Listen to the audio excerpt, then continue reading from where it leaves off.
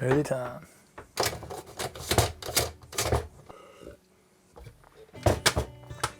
Coconutty.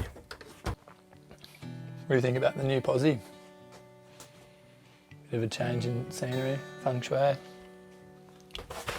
Saw a big brown snake yesterday. I drove in, pulled in before the grass was cut, jumped out, and like a metre in front of me I heard like rustling, just sort of stopped and looked down, and it sort of shot off in the opposite direction, and I saw that much of it and couldn't see the head and couldn't see the tail. Thick brown. Tripping. So nice to be like back eating fresh food. Oh yeah. Yeah, it's been nice being home. There's been some sort of fun little waves around. It's sort of had those like easterly winds, but sort of there's been some fun little banks, and that easterly swell's sort of been sort of consistent everywhere.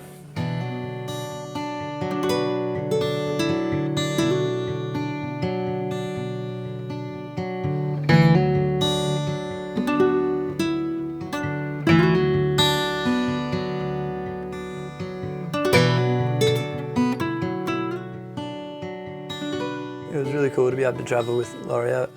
You know, he doesn't get to travel as much these days, and I think he's pretty content with that and spending a lot of time with his family. And he, you know, he's tiling and works really hard, and because he's always sort of chasing, you know, the biggest, wildest swells. But to have a trip and experience like this with him, surfing some, you know, more user-friendly waves, and to be able to feed off his froth a little was. Yeah, it was an absolute treat. Ryan and Laurie have become quite good mates too. They, you know, both live in the same neck of the woods and get to surf a lot together and share, you know, similar morals, and yeah, everything's, you know, pretty simple at Ryan's place. You know, his approach, and it's something that I really appreciate. He's, you know, lives super simply. He's got his, you know, little tiny home that he's basically built from scratch himself, and you know, I think he has about 3 changes of clothes and 1 surfboard. I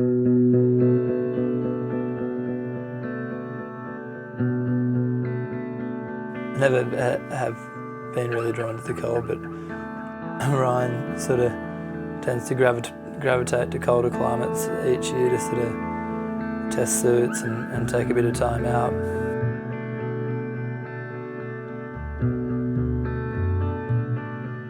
He sort of asked Laurie and I to join him for a few weeks, and so I guess that's how it sort of came around. It was cool to be a part of the trip with them. The landscapes and mountain ranges and passes and glaciers and wildlife, for me it felt like, you know, seeing, I guess, nature in a part of the world in its most purest, untainted form. It was pretty incredible. It's an experience that I won't ever forget.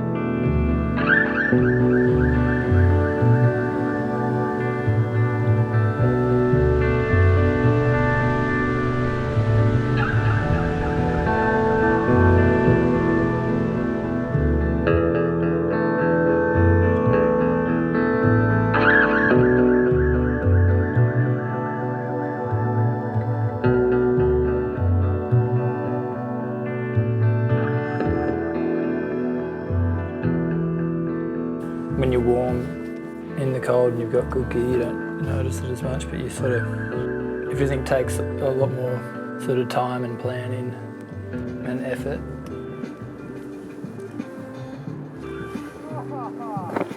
Anyone see that one?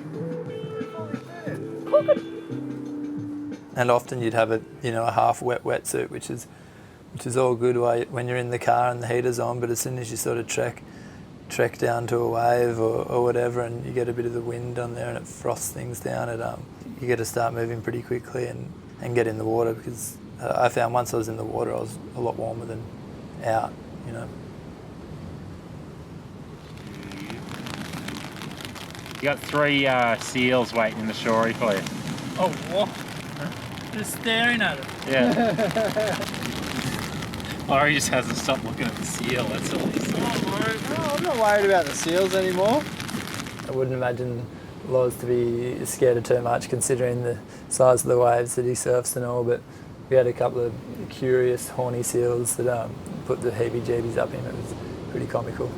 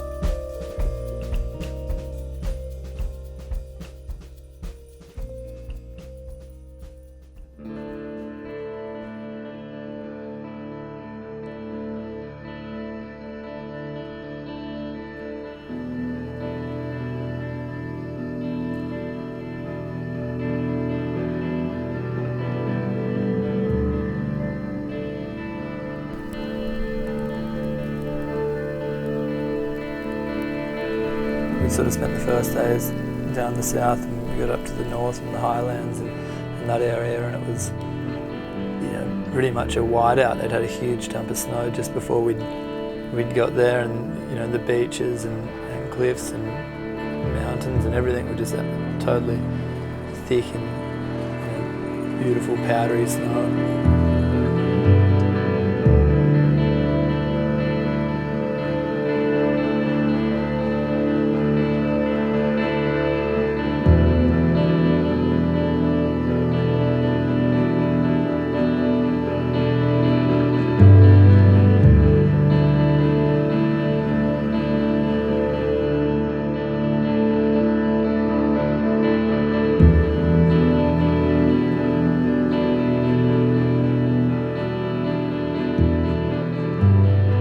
For me, that was the first time I've ever seen snow that close to the ocean, and I know Laurie was over the moon. He got to tick that off his bucket list. He was frothing around like a kid. It was unreal.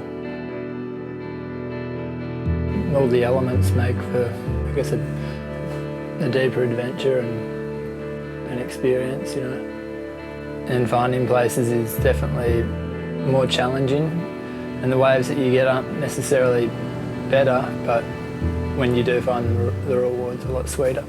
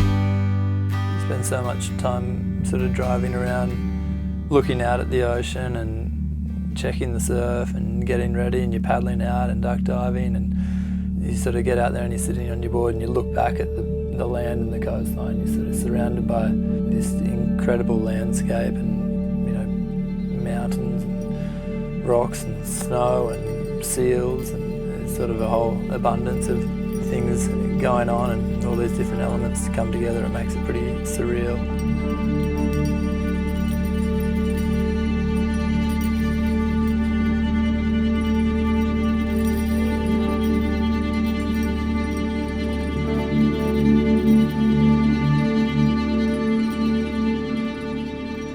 That was the first time Loz and I had travelled together, and you know, he's an absolute frother and a ball of energy in the surf. Over there he was like a kid at a candy store. Anything, it would be howling onshore and 1 foot, and he'd be the first one out there, and the last one in. He's an absolute frother, and yeah, super fun to travel with. Colin, this is a sick little point. It's kind of, I think I'm going to go for a paddle. How long? Do you care? What's wrong with that? Nothing. Look at the one behind it. I'm going for a paddle. Go. Is that alright? Look at that little inside. Come for a paddle. Get out there. Am I tripping?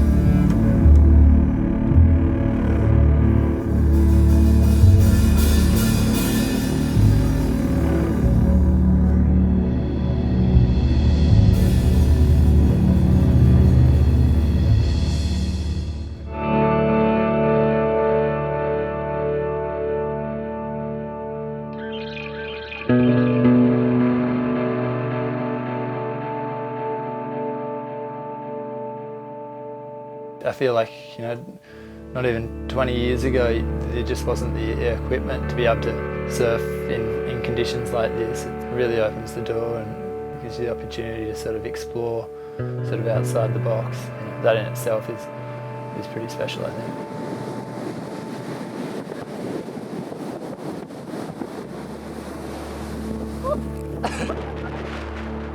You know, on that day it was these like heaving, chunky sort of shore break tubes in, you know, 4-degree water.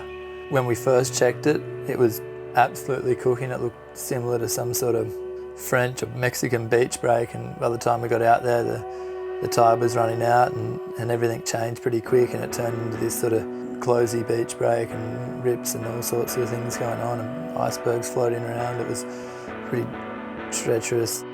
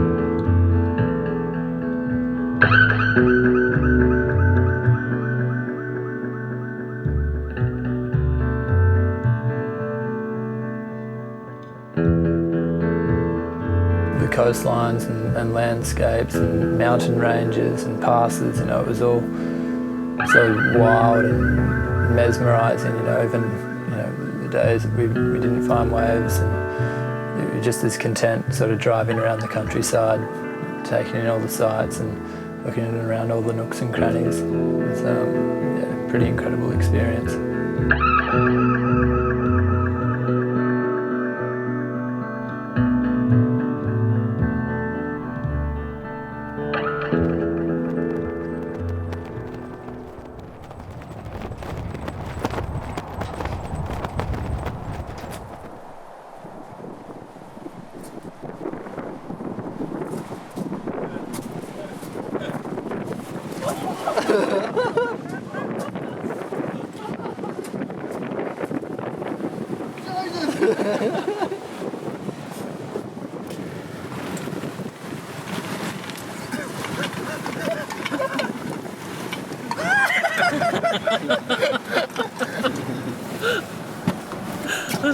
We had some, you know, a whole lot of wild weather over there, but there was one day in particular where winds were between, I think, like 70 to 100 k's an hour, and we were getting thrown all over the road in the car, and we're going past, you know, upside down waterfalls, and finally sort of got to the waves, and it was, you know, howling offshore, and the wind chill was, you know, around -10, and I think we stayed out there for about, you know, 3 or 4 hours.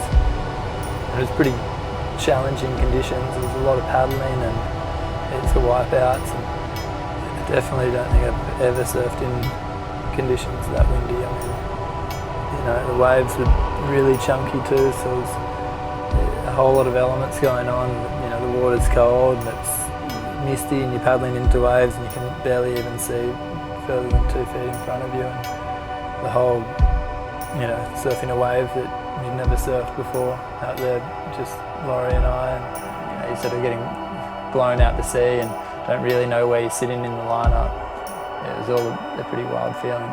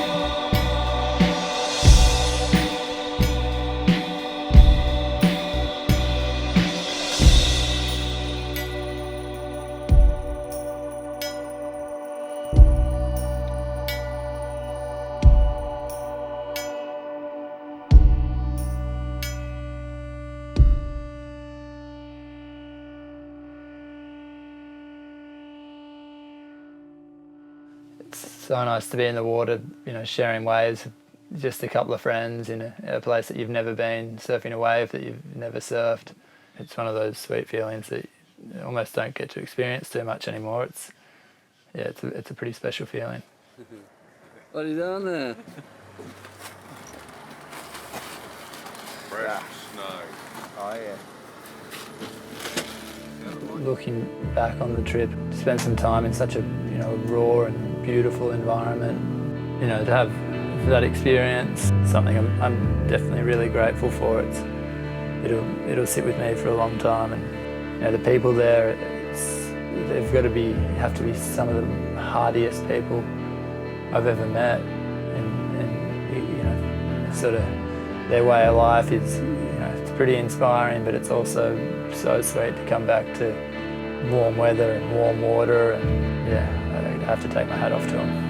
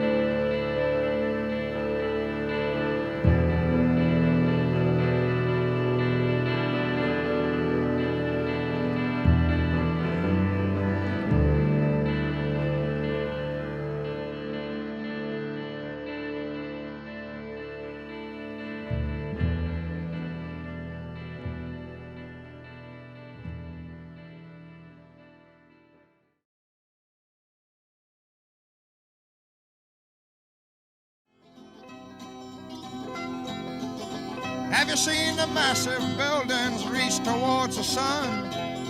Seen the fields of barrenness from the work that man has done? What about the dams and weirs that feed the countryside? I've seen the brownness of the grass when the dams and weirs run.